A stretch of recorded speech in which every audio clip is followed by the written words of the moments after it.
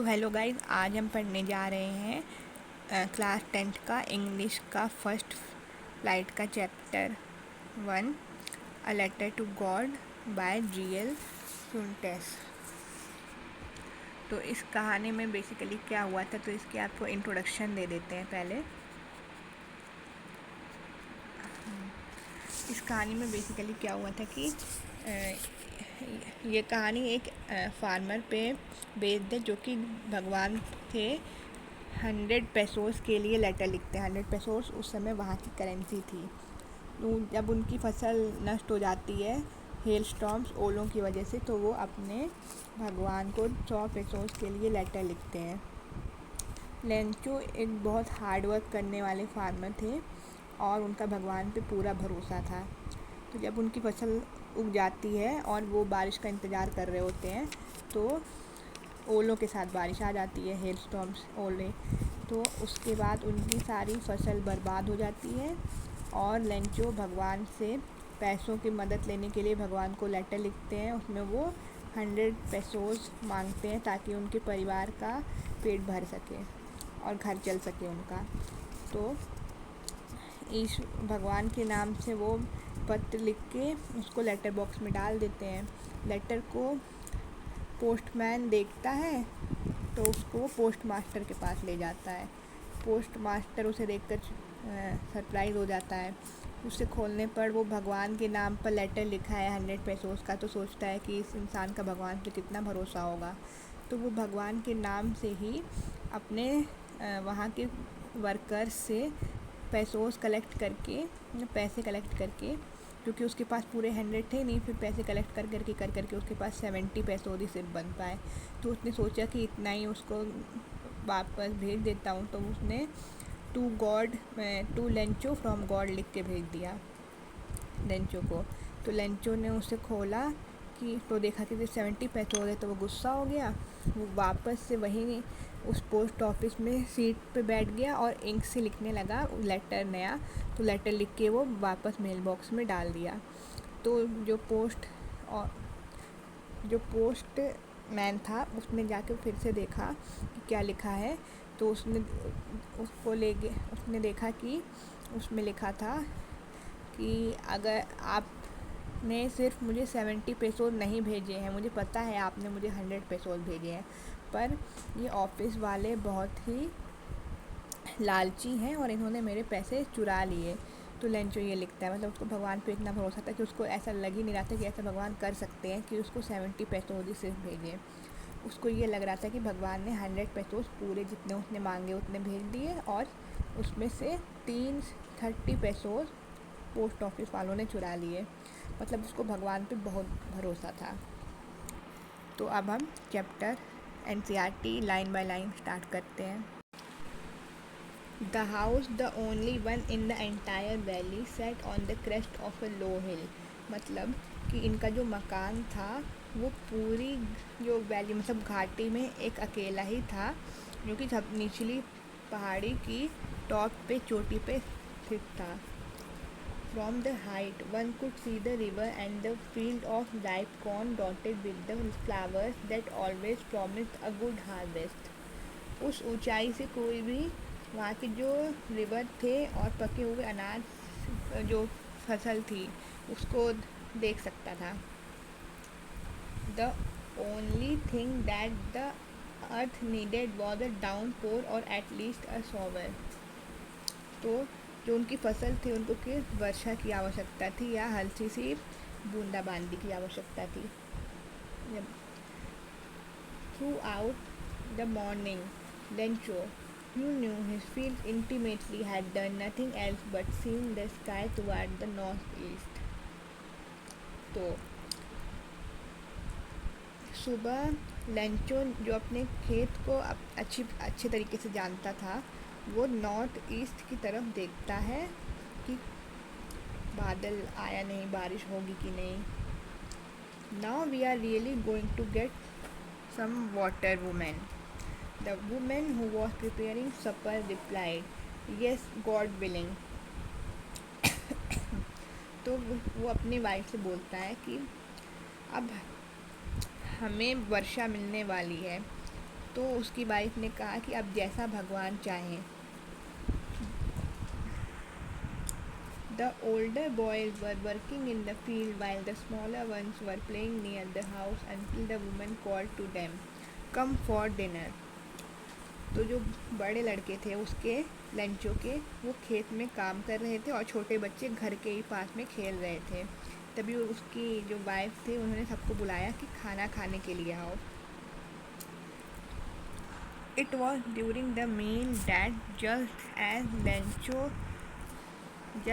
Lencho had predicted, big drops of rain began to fall.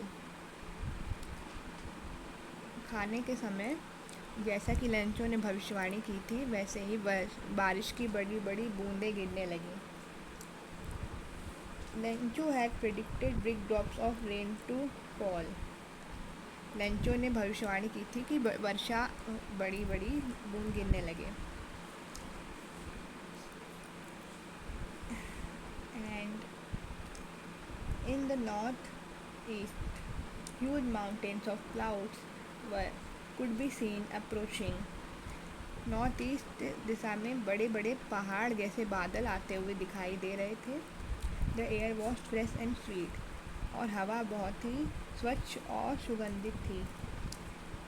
The man went out for no other reason than to have the pleasure of feeling the rain on his body, and when he returned he exclaimed. तो Lencho अपने शरीर पर वर्षा के गिरने के feel की वर्षा गिरने के अनुभव की खुशी लेने के लिए बाहर चला गया, और जब वो आया तो उसने चिल्लाकर कहा,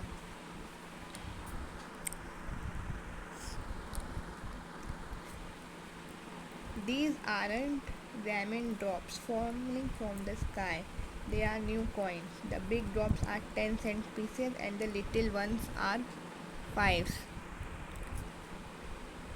वो आकाश से गिरने वाली वर्षा बूंद नहीं है, ये नए सिक्के हैं। बड़ी बूंदें 10 सेंट के सिक्के तथा छोटी बूंदें 5-5 सेंट के सिक्के। मतलब वो बूंदों को अपने फसल के हिसाब से पैसों से कंपेयर करता है कि अगर बूंद ज़्यादा गिरेगी तो उसकी फसल को फ़ायदा होगा ना, तो इसीलिए वो कंपेयर करके बोल रहा है पैसों से। उसमें सेंट भी कोई करेंसी थी, तो बोल रहा है कि बड़ी बूंद 10 सेंट यानी कि ज़्यादा हमारे फसल के लिए अच्छी होगी, और 5-5 सेंट छोटी बूंद है, वो थोड़ी कम होंगी लेकिन फ़ायदा करेगी।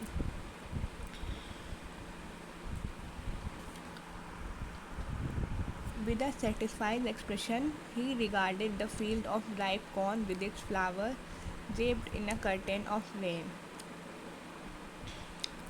उसने बड़े संतुष्ट भाव से पके हुए खेतों को मानो वर्षा की चादर ओढ़े हुए रूप में देखा।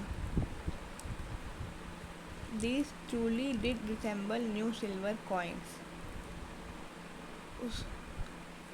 अचानक से बड़े बड़े ओले गिरने लगे। अब न्यू सिल्वर कॉइन्स कहा तो अचानक से बड़े बड़े ओले गिरने लगे। The boys, exposing themselves to the rain, ran out to collect the frozen pears. अब क्या होता है कि जो उसके लड़के होते हैं वो बारिश में बाहर भागते हैं और ज़मीन से मोती समझ के हेल स्टॉर्म्स को बटोरने लगते हैं। अब "It's really getting bad now," exclaimed the man. "I hope it passes quickly." वो बोलता है लेंचो कि वास्तव में अब यह बुरा हो रहा है, मुझे आशा है कि शीघ्र ही समाप्त हो जाएगा। और It did not pass quickly. For an hour the hail rained on the house, the garden, the hillside, the cornfield, on the whole valley. वह शीघ्र समाप्त नहीं हुआ। 1 घंटे तक ओले मकान, बाग, पहाड़ी, अनाज के खेत और पूरी घाटी पर गिरते रहे। The field was white and is covered with salt. पूरा खेत वाइट हो गया जैसे कि नमक से पूरा कवर हो गया हो। Not a leaf remained on the trees. The corn was totally destroyed. वृक्षों पर एक भी पत्ती नहीं बची, सारी फसल नष्ट हो गई। The flowers were gone from the plants. Lencho's soul was filled with sadness. When the storm had passed, he stood in the middle of the field and said to his sons, वो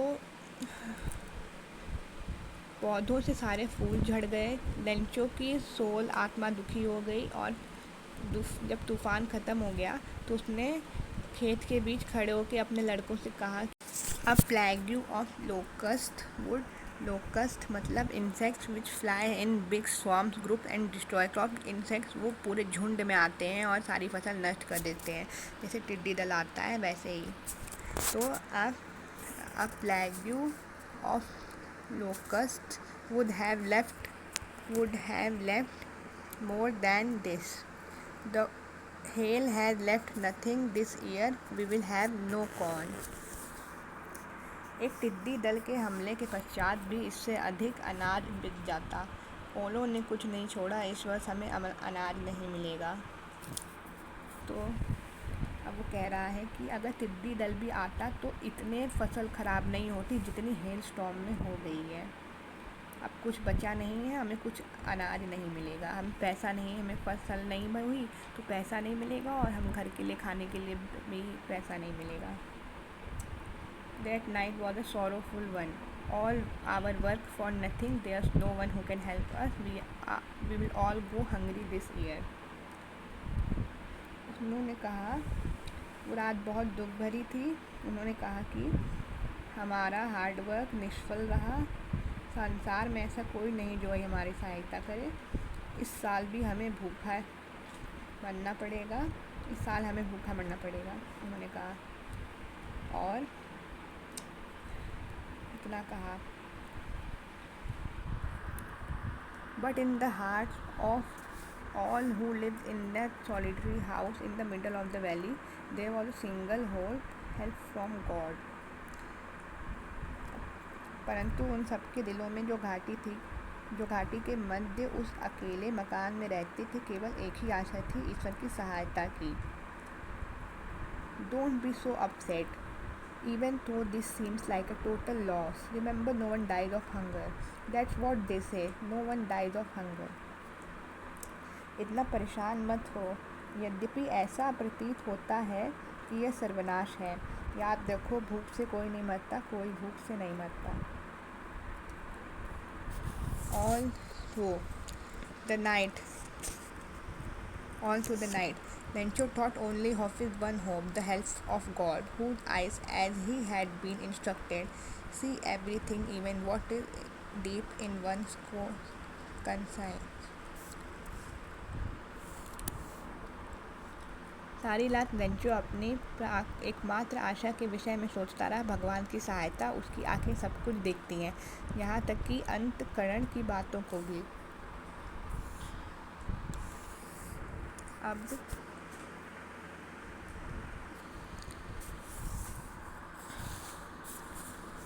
Lencho was an ox of a man working like an animal in the field, but still he knew how to write. The following Sunday at daybreak, he began to write a letter which he himself could carry to town and place in the mail. It was nothing less than a letter to God. God, he wrote, if you don't help me, my family and I will go hungry this year. I need 100 pesos in order to sow my field again and to live until the crop comes because the hailstorms. He wrote to God on the envelope, but the letter inside and still troubled went to town. At the post office, he placed a stamp on the letter and dropped it into the mailbox. One of the employees, who was postman and also helped at the post office, went to his boss laughing heartily and showed him the letter to God. Never in his career as a postman and he known that address. The postmaster, a fat amiable fellow, also broke out laughing, but almost immediately he turned serious and tapping the letter on his wrist commented, what faith! I wish I had the faith of the man who wrote this letter, starting up a correspondence with God. तो इस paragraph का मतलब है कि उसे ऐसा लग रहा था कि मतलब ऐसा था कि लेंचो ह्यूमन होते हुए भी बैल जैसा काम करता था, मतलब अपने फील्ड के लिए बहुत मेहनत करता था वो, फिर भी वह लिखना जानता था, उसको लिखना आता था। अगले संडे को सुबह वो लेटर लिखता है जिसे वो खुद ही शहर लेके चला जाता है और डाक में डाल देता है। उसमें लिखता है, भगवान, उसने लिखा, यदि आपने मेरी सहायता न की तो मुझे और मेरे परिवार को इस वर्ष भूखा रहना पड़ेगा। मुझे अपने खेत को दोबारा बोने के लिए तथा अगली फसल आने तक गुजारा करने के लिए 100 पेसोस चाहिए, क्योंकि ओलों के तूफान। आगे वो लिखता है, लिफाफे पर उसने लिखा भगवान को। पत्र को लिफाफे में रखा और दुखी मन से शहर चला गया। डाक घर पहुंचकर उसने लिफाफे पर टिकट लगाया और उस मतलब स्टैंप लगाया और उसे बॉक्स में डाल दिया। तो पोस्टमैन जाके देखता है तो वो अपने पोस्ट मास्टर के पास ले चला जाता है, उसको दिखाता है कि टू गॉड के नाम से किसी ने लेटर लिखा है, और दोनों हंसते हैं। जो पोस्ट मास्टर था वो मोटा हंसमुख व्यक्ति था, वो भी ज़ोर ज़ोर से हंसने लगा, परंतु वो अचानक से सीरियस हो गया और लेटर को मेज पर थपथपाते हुए बोला कि कितना अटूट विश्वास है, काश मुझे भी उस आदमी जैसा विश्वास होता जिसने यह पत्र लिखा है, जो भगवान से पत्र व्यवहार आरंभ कर रहा है। So in order not to shake the writer's faith in God, the postmaster came up with an idea, answer the letter. But when he opened it, it was evident that to answer it he needed something more than goodwill, ink and paper. But he stuck to his resolution. He asked for money from his employees. He himself gave part for his salary of his salary, and several friends of his were obliged to give something for an act of charity. It was impossible for him to gather together the 100 pesos, so he was able to send the farmer only a half. He put the money in an envelope addressed to Lencho, and with them a letter containing only a word as signature, God. The following Sunday, Lencho came a bit earlier than usual to ask if there was a letter for him. It was the postman himself who handed the letter to him, while the postmaster, experiencing the contentment of a man who had performed a good deed, looked on from the doorway of his office. तो इस paragraph का meaning है,